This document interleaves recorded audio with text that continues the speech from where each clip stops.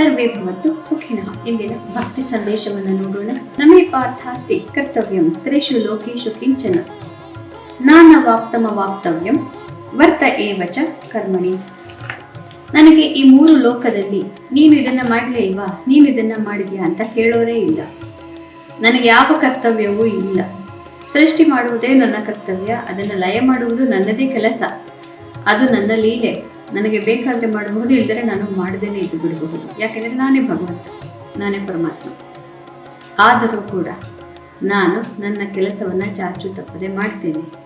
ಯಾವ ರೀತಿ? ಅವತಾರಗಳನ್ನು ಮಾಡೋದಕ್ಕೆ ಯಾಕೆ?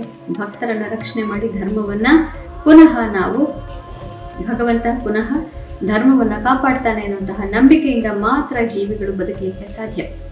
ಆ ಒಂದು ಕೆಲಸವನ್ನು ಭಗವಂತ ಮಾಡಲೇಬೇಕು. ಅದನ್ನು ಅವನು ಮಾಡ್ತಾನೆ. ಯಾಕೆ ಅಂತಂದರೆ ನಮ್ಮ ರಕ್ಷಣೆಗೋಸ್ಕರ ಮಾತ್ರ, ಮತ್ತು ನಮ್ಮನ್ನು ಕಾಪಾಡೋದಕ್ಕೆ, ಮತ್ತು ನಮಗೆ ಒಂದು ಯಾರ್ಯಾರು ಭಗವಂತನನ್ನು ನಂಬಿ ಅವನ ಮಾರ್ಗವನ್ನು ಅನುಸರಿಸ್ತಾರೋ ಅಂತಹವರಿಗೆ ದಾರಿದೀಪವಾಗಕ್ಕೆ, ಅಂತಹವರಿಗೆ ಆತ್ಮವಿಶ್ವಾಸ ಕೊಡಲಿಕ್ಕೆ ಮಾತ್ರ ಭಗವಂತ ಕೆಲಸವನ್ನು ಮಾಡ್ತಾನೆ. ಅವನಿಗೆ ಅದರ ಯಾವ ಫಲವೂ ಇಲ್ಲ. ಅವನಿಗೆ ಫಲವನ್ನು ಕೊಡೋರು ಯಾರಿದ್ದಾರೆ? ಯಾರು ಇಲ್ಲವೇ ಇಲ್ಲ ಸೃಷ್ಟಿಯಲ್ಲಿ. ಆದ್ದರಿಂದ ಯಾವ ಕರ್ತವ್ಯವೂ ಇಲ್ಲದೆ ಹೋದರೂ ಕೂಡ ನಾನು ನನ್ನ ಕೆಲಸವನ್ನು ಮಾತ್ರ ಯಾವತ್ತೂ ಬಿಡೋದೇ ಇಲ್ಲ ಅಂತ ಭಗವಂತನೇ ಹೇಳ್ತಾ ಇದ್ದಾನೆ. ಇದು ಶ್ರೀ ವಿಶ್ವಾವಸು ನಾಮ ಸಂವತ್ಸರೆ ದಕ್ಷಿಣಾಯನೆ ಹಿಮಂತ ಋತುವು ಮಾರ್ಗಶಿರ ಮಾಸೆ ಶುಕ್ಲ ಪಕ್ಷೆ. ಇದು 27ನೇ ತಾರೀಕು ಗುರುವಾರ, ಸಪ್ತಮಿ ತಿಥಿ, ಮತ್ತು ಇದು ಧನಿಷ್ಠ ನಕ್ಷತ್ರ. ಇಂದಿನ ಭವಿಷ್ಯವನ್ನು ಎಲ್ಲರಿಗೂ ನೋಡೋಣ. ಧನಿಷ್ಠ ನಕ್ಷತ್ರದ ಅಧಿಪತಿ ಕುಜ, ಮತ್ತು ಇದು ಶನಿಯ ರಾಶಿಯಲ್ಲಿ, ಶನೀಶ್ವರನ ಮೂಲ ತ್ರಿಕೋಣ ಸ್ಥಾನ ಕುಂಭರಾಶಿ. ಹೀಗಾಗಿ ಇಲ್ಲಿ ಸ್ವಲ್ಪ ಇವತ್ತು ಅನೇಕ ಕೆಲಸಗಳನ್ನು ಒಮ್ಮೆಲೆ ಮಾಡಿಬಿಡ್ಬೇಕು ಅನ್ನುವಂತಹ ಒಂದು ಭಾವನೆ ಇರುತ್ತೆ.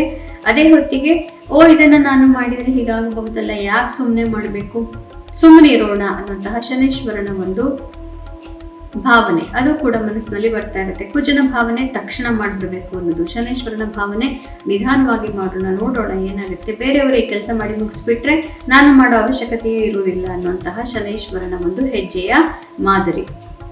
ಇಂದು ಮೇಷರಾಶಿಯವರಿಗೆ ಉತ್ತಮವಾದಂತಹ ದಿವಸ. ಮನಸ್ಸಿಗೆ ನೆಮ್ಮದಿ, ಗುಂಪುಗಳಿಂದ ಇಷ್ಟಾರ್ಥ ಸಿದ್ಧಿ, ಧನ ಲಾಭ.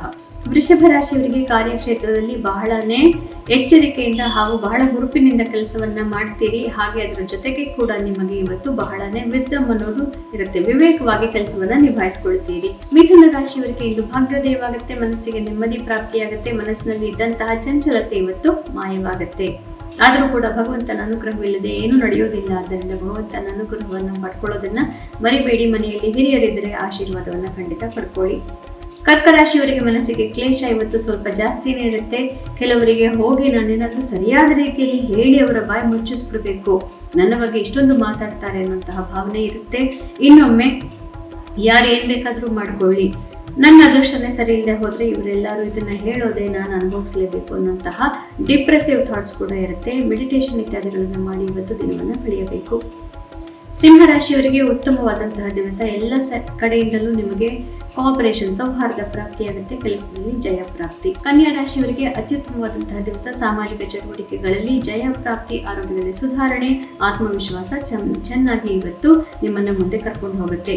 ಯಾರ್ಯಾರು ರೆಸಾರ್ಟ್, ಅಡ್ವೆಂಚರ್ ಸ್ಪೋರ್ಟ್ಸ್ ಇತ್ಯಾದಿಗಳಲ್ಲಿ, ಫಿಸಿಕಲ್ ಫಿಟ್ನೆಸ್ ಇತ್ಯಾದಿಗಳಲ್ಲಿ ಇದ್ದೀರಿ, ನಿಮಗೆಲ್ಲರಿಗೂ ಉತ್ತಮವಾದಂತಹ ದಿವಸ. ತುಲಾ ರಾಶಿಯವರಿಗೆ ಸ್ವಲ್ಪ ಕ್ಲಿಷ್ಟಕರವಾದಂತಹ ದಿವಸ. ಇನ್ವೆಸ್ಟ್ಮೆಂಟ್, ಬ್ಯಾಂಕಿಂಗು, ಹಣಕಾಸಿನ ವಿಚಾರದಲ್ಲಿ ದುಡ್ಡಿನ ಜೊತೆ ಯಾರು ವ್ಯವಹಾರವನ್ನು ಮಾಡ್ತೀರಿ ಅಂಥವರಿಗೆ ಇವತ್ತು ಸ್ವಲ್ಪ ಕಷ್ಟಕರವಾದಂತಹ ದಿವಸ.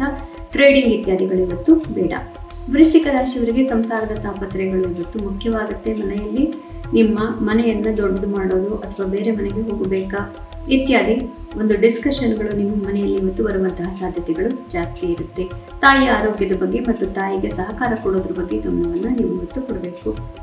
ಧನು ರಾಶಿಯವರಿಗೆ ಅತ್ಯುತ್ತಮವಾದಂತಹ ದಿವಸ. ಮನಸ್ಸಿಗೆ ನೆಮ್ಮದಿ ಪ್ರಾಪ್ತಿ, ಸಾಮಾಜಿಕ ಚಟುವಟಿಕೆಗಳಲ್ಲಿ ಜಯ ಪ್ರಾಪ್ತಿ, ಆತ್ಮವಿಶ್ವಾಸ ಚೆನ್ನಾಗಿದೆ.